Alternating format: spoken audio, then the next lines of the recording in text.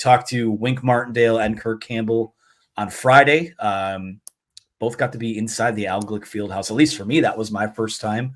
Just cool to see the banners hung up in there. Some of the new hardware. You saw the video board in there that said, "What are you doing to beat Ohio State today?" So all of these things that we kind of see on social media, to finally get a glimpse at that was cool to see. But we talked to Kirk Campbell, talked to Wink Martindale.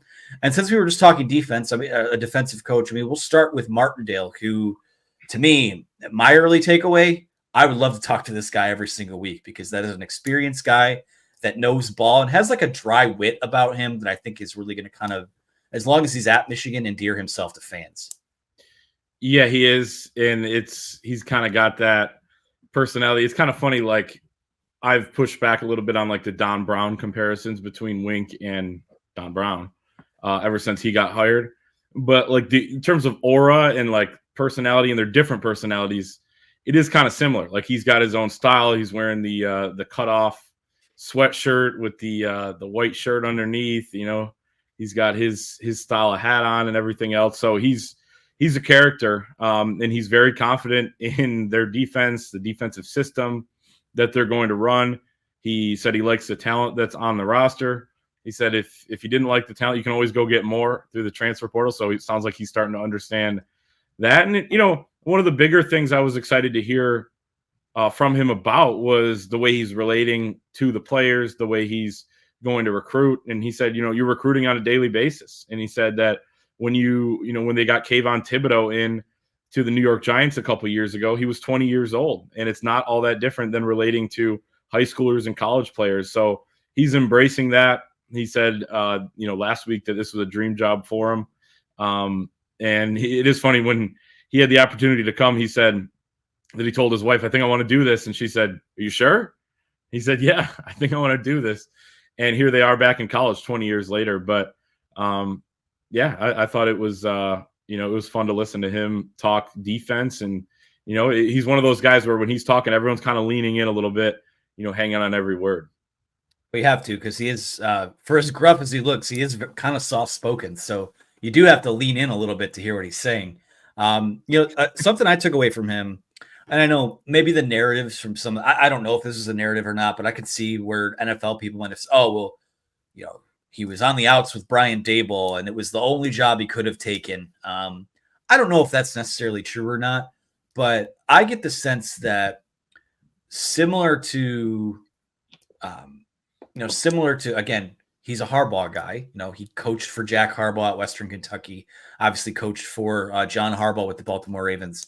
A guy who respects the history of the game and is kind of a historian of the game in that respect. So to be able to come and coach at Michigan, a place that is one of the iconic brands in college football, it's the biggest stadium in the country. I think that that's something that, for him, as you're thinking about what your next step is, I think that was something that, certainly rang as exciting to him. He talked about being at the 1995, and this is something we had talked about in last week's pod, where he was at the 95 Michigan-Ohio State game at the Big House. And, you just get a sense like he's very firm in his convictions, and also respectful of history and what good football is. So and a couple other things that I took away, comparing Rod Moore to Eric Weddle, which I think, I was a big Eric Weddle guy when he was in the NFL. I mean, as one of the, in terms of IQ and smarts.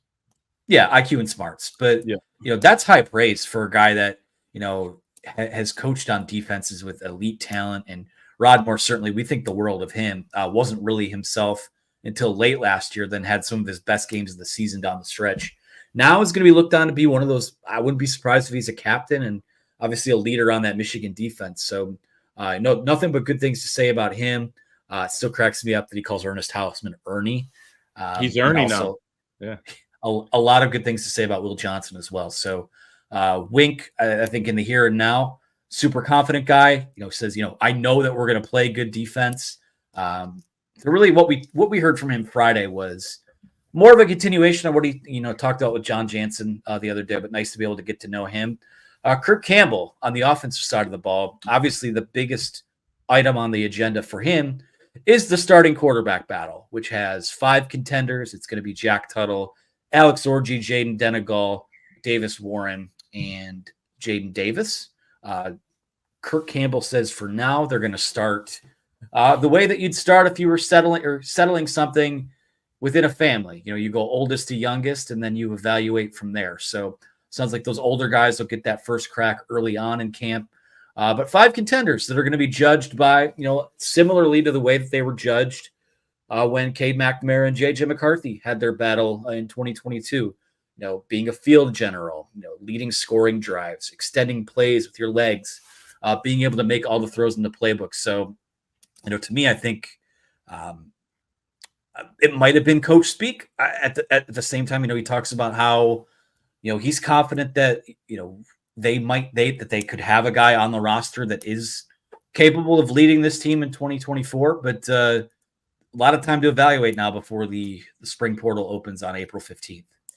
Yeah, we'll see how how healthy Jack Tuttle and his shoulder are this spring as well in terms of who takes the first snap, because he's clearly the oldest by how many years? Probably 4, which is insane at 24 years old. But yeah, I mean, that comment was interesting about the quarterbacks where I think you said it pretty much word for word there. I don't have it in front of me, but it was, he's confident that there's somebody on the roster that could lead Michigan next season. But he didn't say that, that's going to be, somebody could lead Michigan, but that doesn't mean that there's not somebody else in the transfer portal this April that could be even better. And he did mention that, they look at the portal all the time, that's something that they're going to constantly evaluate, as you have to across college football.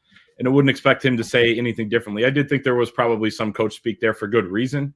Kirk Campbell, extremely smart guy, and I thought did a great job and always has with the media. But there's still kind of that lingering thing out there that I think they're probably going to go to the transfer portal in April. Depends on who's available, depends on who has interest, of course. But that's priority number 1 is developing those quarterbacks this spring, see what you have there, and go from there. But there's a lot to replace on the offense for sure, up and down basically that roster. Yeah, it's all you could do, right, is with these 5 guys, because obviously Michigan played longer than everyone else. A lot of those top quarterback options in the portal dried up before the national title game, and then the portal was sort of dry, certainly by the time J.J. McCarthy made his decision to go. So really, you're left with no choice to rock with what you have right now, which I don't think is the worst thing. You have some, guys I know people sort of roll their eyes when you suggest Jack Tuttle could be the guy. A lot more people excited about Alex Orji. Jaden Denegal's a guy that I like. I think he could maybe be like a Wilton Spate type of guy. I know Kirk Campbell likes him as well. Said he made a lot of improvements behind the scenes last year. But quarterbacks, it's just going to be, I think I'll put it this way. I think if they're not producing the way that the staff would like them to see in camp, I think we're probably going to hear about that well in advance of the portal opening up, because I think part of the plan there too is, if you do have a need somewhere, it's going to kind of have to be out there that there's an opportunity. So the fact that, you have a GM on staff and Sean McGee now that can sort of help you coordinate that plan in terms of what the roster looks like. And now you get an opportunity to evaluate what you have, which I think is a good thing. Obviously a lot of new to this roster. Any other takeaways from what Campbell had to say? Donovan Edwards has stepped up as a leader. He said Kalel Mullings has shed some weight, gotten a little bit quicker, which is nice. And he pointed out, hey, he already was fast. I remember Mike Hart saying that to me when I interviewed him at the Rose Bowl. He's like, people just haven't seen how fast he is. Like, he's going to be a complete back for us. And it sounds like he's doing that with his body, maybe to make sure that he can do that. The comment that really popped was, Miles Hinton could be a first-round pick. They're playing him at left tackle right now. To me, it's still wait and see with him, because he's got the frame and probably the athleticism to get to that point. But it's his 5th year in college football, so it's time for him to show that at this point.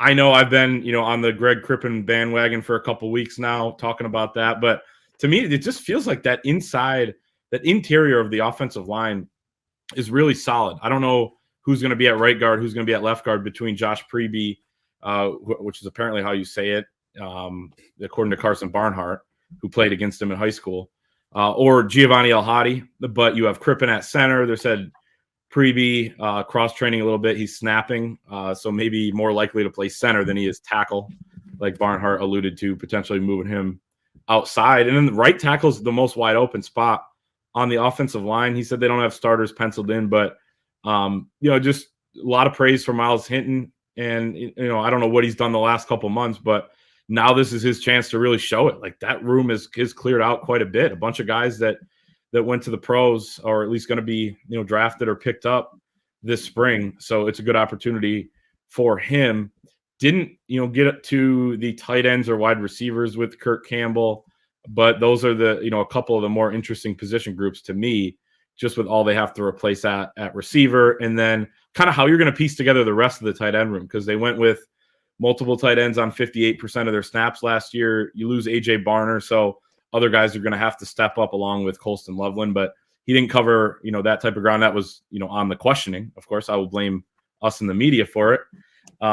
But yeah, those are just kind of a few of the things that I found interesting from Kirk.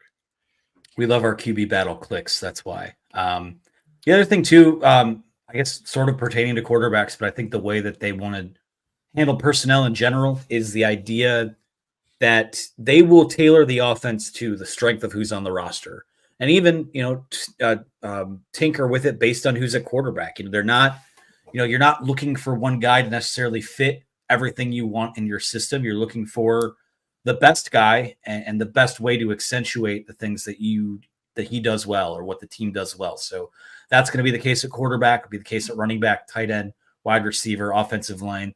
Will really just apply to everything on this roster.